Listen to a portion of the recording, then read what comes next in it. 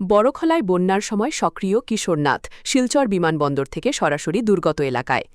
গুয়াহাটি থেকে শিলচর বিমানবন্দরে পৌঁছার পর কোনো বিশ্রাম না নিয়ে সরাসরি বড়খলা সমষ্টির সুবং জিপির বন্যা কবলিত এলাকায় ছুটে যান বিধায়ক কিশোরনাথ।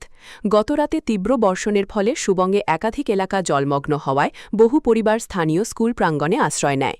বিধায়ক ঘটনাস্থল পরিদর্শন করে আশ্রয়কেন্দ্রগুলোতে ক্ষতিগ্রস্ত পরিবারের খোঁজখবর নেন এবং জেলা দুর্যোগ ব্যবস্থাপনা কর্তৃপক্ষের কর্মকর্তাদের সঙ্গে সমন্বয় করে জরুরি ত্রাণ সরবরাহ নিশ্চিত করেন। তার তৎপরতায় 4টি স্কুল আশ্রয়কেন্দ্রে চাল, ডাল, তেল, লবণ, বিস্কুট ও কলাসহ খাদ্যসামগ্রী বিতরণ করা হয়।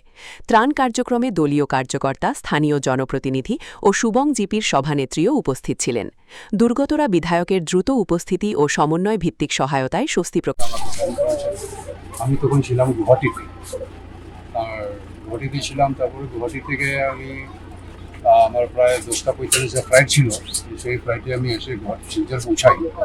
শিলচর কুম্ভীরগ্রাম থেকে সোজাসুজি আমি আমার সুবং এলাকায় যেখানে ফ্লাড হয়েছে সেই জায়গায় এসেছি।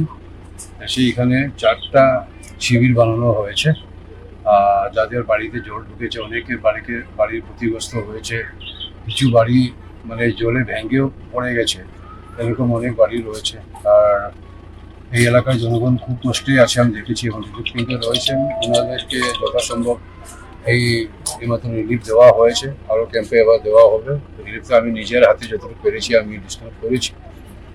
তার সঙ্গে সঙ্গে এখানে শুনতে পেলাম একজন ছেলে, খুব ওনার বাবার একই মাত্র ছেলে, ওই ছেলেটাও জলে ডুবে মারা গেছে। তো সেটা নিয়ে খুব দুঃখিত হলাম। ওর বাড়িতে আমি এখন যাচ্ছি, গিয়ে আসলাম, ওর মা বাবার সঙ্গে দেখা করে আসলাম।